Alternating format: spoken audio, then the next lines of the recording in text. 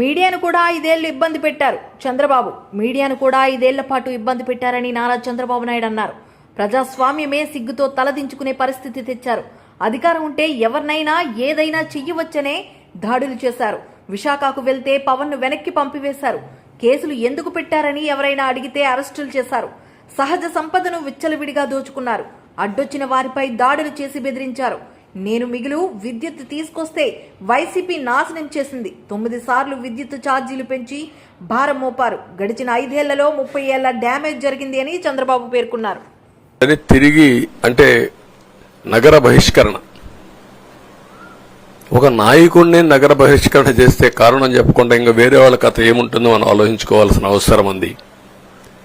కేసులు పెడితే ఎందుకు పెట్టావు కేసు అని అడిగితే దానికి సమాధానం చెప్పకుండా ముందు నిన్ను అరెస్ట్ చేస్తున్నాం, తర్వాత కేసు డీటెయిల్స్ ఇస్తా ఉంటారు. ఇలాంటి చాలా జరిగాయి.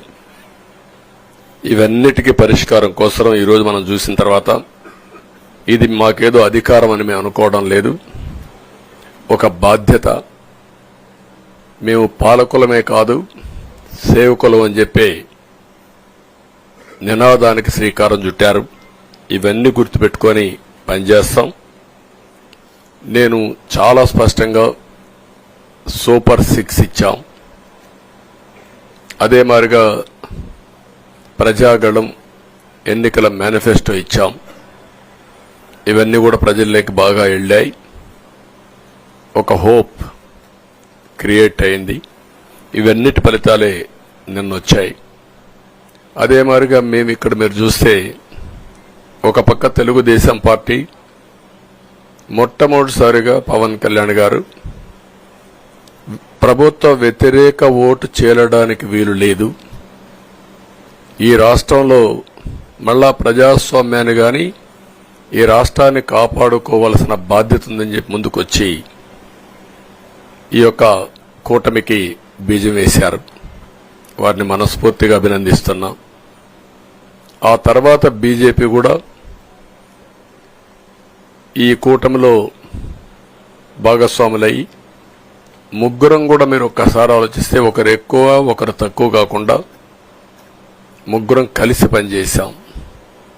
బేషిజాలు ఎక్కడా లేకుండా మేము ఏదైతే చెప్పామో ప్రజలు గెలవాలి, రాష్ట్రం నిలబడాలి, దీనికోసం పై స్థాయి నుంచి ఢిల్లీ నుంచి వచ్చినటువంటి బీజేపీ నాయకులు గాని, ప్రధానమంత్రి అమిత్ షా గారు గాని, ఇక్కడుండే పవన్ కళ్యాణ్ గాని, తెలుగుదేశం పార్టీ కేంద్ర నాయకత్వం నుంచి కింది వరకు అందరం కూడా ఒక ట్రూ స్పిరిట్ తో పనిచేశాం.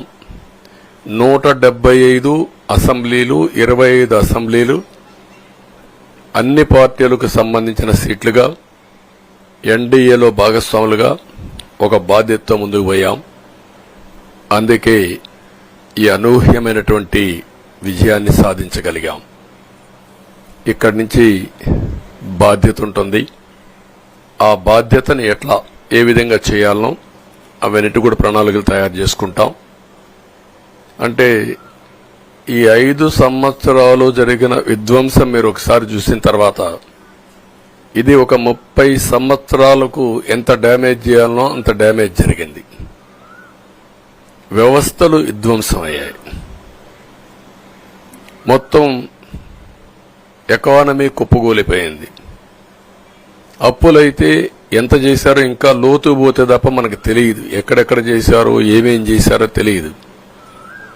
ఇంకొక పక్క ఎక్కడికక్కడ సహజ సంపద, ఒక శాండ్ కావచ్చు, మినరల్ వెల్త్ కావచ్చు, లేకపోతే ఏదంటే అది ఇంకా మాకు అడ్డే లేదు, ఏమైనా చేయగలుగుతాం, ఎవరైనా అడ్డొస్తే తొలగించుకుంటా పోతామనే ధీమాతో ముందుకు పోయారు.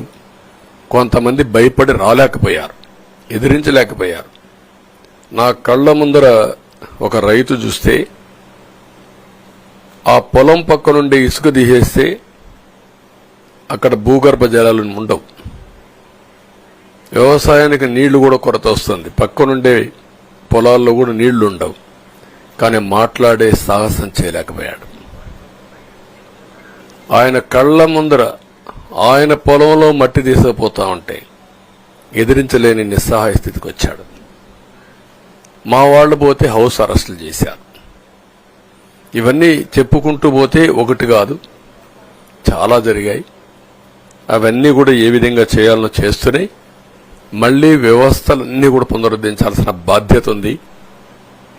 అదే మరిగా మాకు ఒక 4-5 రోజులు ఇవన్నీ చూసిన తర్వాత డెప్త్కి పోయిన తర్వాత మీరు పేపర్లో రాసినట్టు కానీ మేము మాట్లాడినట్టు కానీ ఒక లెవెల్లో ఆగిపోయినాయని నా ఉద్దేశం. ఎందుకంటే నేను రాజకీయాలు 40 ఏళ్లు చూశాను. ప్రభుత్వాలను మేము అధికారం ఉన్నప్పుడు చూశాను, బాగు చేసి మళ్ళా అపోజిషన్కి వస్తానే వీళ్ళు నాశనం చేస్తే మళ్లీ నేను అధికారంలోకి వస్తానే దాన్ని బాగు చేయాలంటే ఎన్ని కష్టాలు ఉన్నాయో నేను చూశాను. ఒకప్పుడు పవర్ సెక్టర్ మీరు చూస్తే కరెంట్ ఎప్పుడు వస్తుందో ఎప్పుడు పోతుందో తెలియని పరిస్థితి నుంచి హైదరాబాద్లో విద్యుత్ సౌధ దగ్గర రాఘవరెడ్డి ఉండేవాడు, communist leader.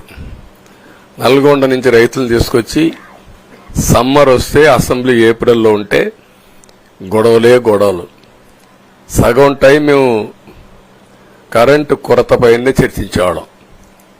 That were the days. అలాంటిది నేను 1999 నుంచి పవర్ సెక్టర్ రిఫార్మ్స్ తీసుకొచ్చి 2004కి